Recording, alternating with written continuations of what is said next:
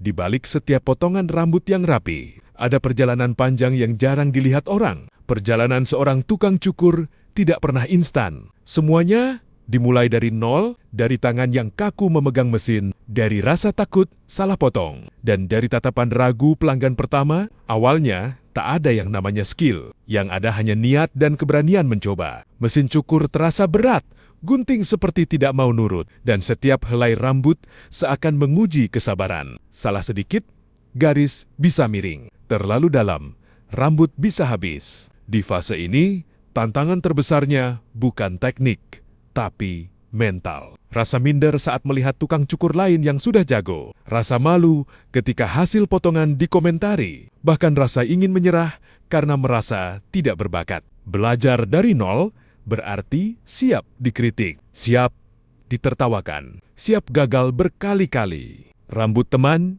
jadi korban latihan, cermin menjadi saksi kesalahan, dan malam-malam dihabiskan menonton video tutorial. Tidak ada tepuk tangan, tidak ada pujian, yang ada hanya proses panjang dan rasa lelah yang sering tidak dihargai. Tantangan berikutnya datang saat mulai menerima pelanggan sungguhan. Tangan gemetar, keringat dingin, dan jantung berdegup kencang setiap kali pelanggan berkata, "Bang, jangan kependekan ya." Tekanan semakin besar karena yang dipertaruhkan bukan hanya rambut, tapi kepercayaan. Satu kesalahan kecil bisa membuat pelanggan tidak kembali. Belum lagi soal ekonomi. Dari nol, penghasilan tidak menentu. Kadang, seharian menunggu tanpa satu pun pelanggan datang. Duduk di kursi, memandangi jalan, sambil bertanya dalam hati, apa aku bisa bertahan? Di titik ini, banyak yang menyerah. Tapi yang bertahan adalah mereka yang percaya bahwa proses tidak akan mengkhianati hasil. Seiring waktu,